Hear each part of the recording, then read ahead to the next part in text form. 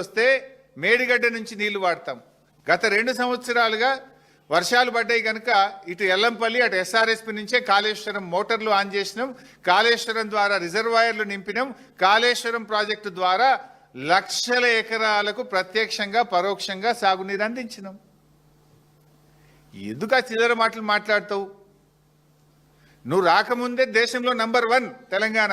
ధాన్యం ఉత్పత్తిలో, డాక్టర్ల ఉత్పత్తిలో తెలంగాణ నంబర్ 1 చేసిందే కేసీఆర్.